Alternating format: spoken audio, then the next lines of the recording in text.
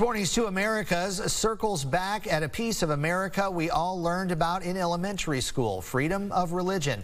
It's one of the reasons our founding fathers battled and won. As Matt Pearl found out, there are still some Americans, even in 2023, that must battle for their religious freedom.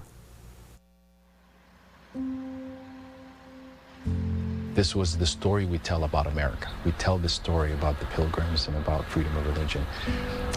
But sometimes we forget that freedom of religion means for all people, not just the predominant majority. In Jaylani Hussein's story of America, the fight for freedom of religion can be found in the mosques of Minneapolis. Hussein runs the Minnesota chapter of the Council on American Islamic Relations. He sits in a mosque that is making history. I almost feel like we were hiding our faith From its roof. This is your first time on the roof? First time being in the roof. Abdullahi Newell was 13 when he says he first led the call to prayer at Dar al-Hijra near downtown Minneapolis. Back then, there weren't speakers. There's speakers over here, this side, and there's speakers over that side. In Muslim countries, the call to prayer, or adhan, projects through communities, saying 5 times a day, it's time to pray. In America, that call typically isn't allowed beyond the mosque. And we forget when we talk about the call to prayer that in this country, church bells have been ringing all over parts of America for a very long time. It's almost part of the existence of our noise world. But it is a practice of faith. People hear the call to prayer, they immediately react. Why are they doing that? But in 2020, when COVID-19 kept everyone in their houses and away from houses of worship, Hussein and others pushed the city to allow the call to prayer outside during the month of Ramadan. 2 years later, they pushed to make it permanent.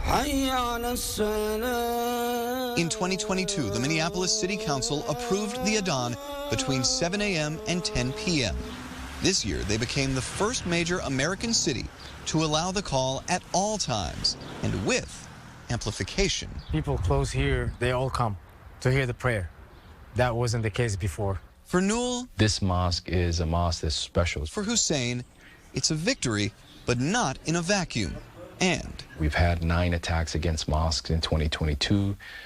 So far now in mid-May, we have 5 attacks against mosques in 2023. The day we speak is 3 days after the latest. A person in a hoodie and mask throwing a large rock at a mosque in St. Paul. It shows that freedom of religion is something that we have as a right, but it's something that we have to still fight for. But 5 times a day, it's a fight they've won. From the prayer in the room to the speakers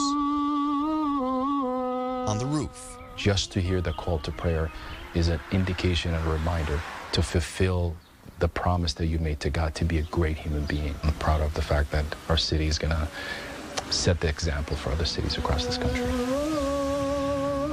In Minneapolis, I'm Matt Pearl.